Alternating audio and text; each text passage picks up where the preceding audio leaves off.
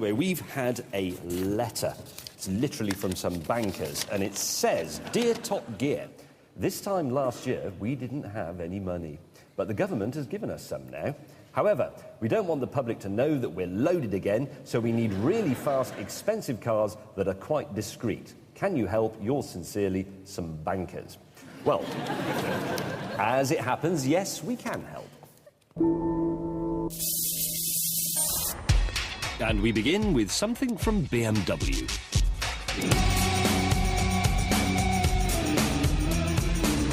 This here is the BMW 760 Li, or to give it its other name, the BMW Move Over Poor Person, because this is the biggest, most expensive and most powerful car BMW makes.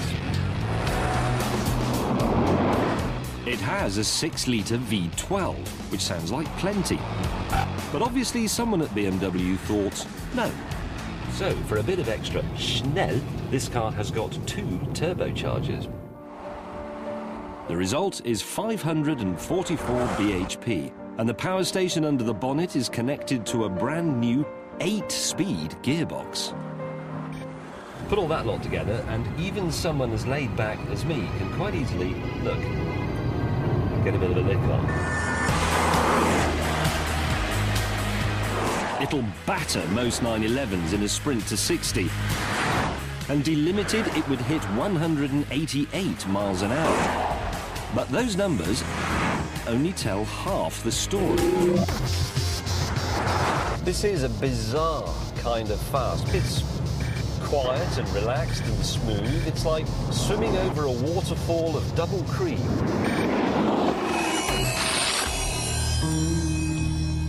A luxurious waterfall too. The 760 has seats that massage you and an SAS spec night vision system. And here's a clever thing. I'm pulling up to this junction. View is quite obstructed. I can't really see what's coming, but if I press this button, there are little cameras mounted on the wings that give you eyes on the side of your head. It's like being a rabbit. And the price? A smudge under £100,000. Now, if you have that sort of money to spend on a car, there's a good chance you'll want to pay somebody to drive it for you. So that's exactly what I've done. I've got myself a chauffeur. He's in a bit of a bad mood, to be honest, because I've told him this is my test. It's not about tyre smoke and going sideways. Dignified driving is what I want. This version of the 7 Series is only available as a long wheelbase model, which means you get an extra 5 inches of legroom in the back. Doesn't sound much, but it makes a world of difference. And I can watch the television. I've actually got something on here. It's rather interesting. It's about antiques. What are you doing, man? Bloody hell. Oh, God, I see the problem. The Mercedes S63 has turned up. That's the other car I was going to test. And that sort of puts Stig's on heat. That S-Class is actually the AMG tuned version. Apparently it's a bit of a rocket ship. I can see why Stig has got the red mist. Luckily, Stig is a bit too stupid to work out where all the driver aids are on this. Oh no, he's found it. Oh God. Stig has put the dynamic driving control into Sport Plus. That sharpens up throttle response and gear changes. Lucky Nora. Oh God, he's switched the stability control off altogether.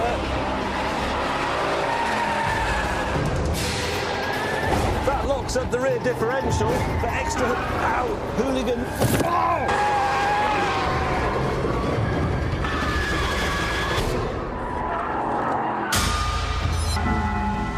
So, the Mercedes, the most powerful non-turbo V8 car in the world. It costs the same as the BMW, it comes only in business class long wheelbase form like the BMW, and like the BMW, it's dripping with technology. Even the interior lighting has 3 different colour settings. In fact, there's such a bewildering array of gizmos on both cars that it's almost impossible to choose between them.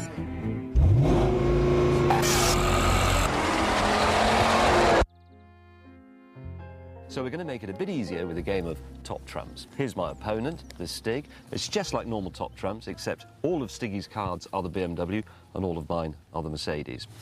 Ready? Okay, TV screens. Mercedes has TV in the front.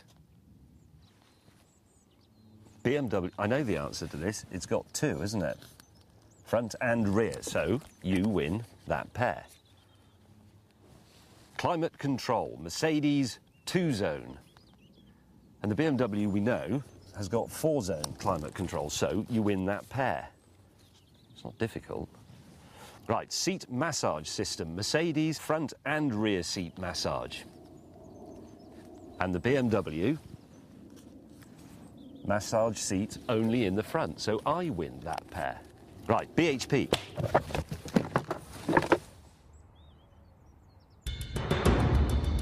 OK, that's not working.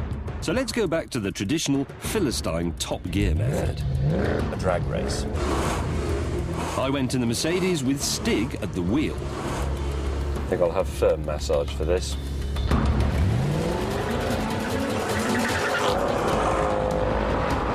The BMW quickly took the lead and stayed there to the end.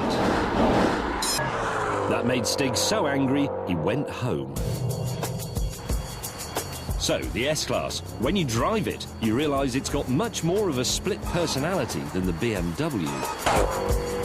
On the one hand, it has lots of very civilising features. It has active body control, and it's so clever it can detect a crosswind and compensate for it. It even has a drowsiness sensor to prevent you from nodding off.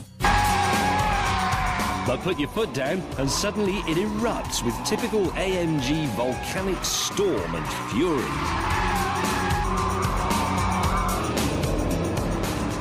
And here's something that really baffles me. On the dashboard I have a race timer that allows you to record your lap times. But why? I mean, in the 911 GT3, yes. But who's that for? Sir Alan Sugar on a track day? And that's the problem with the Mercedes. It has a strangely confused personality. And for that reason, Mercedes S63 AMG, you're fired.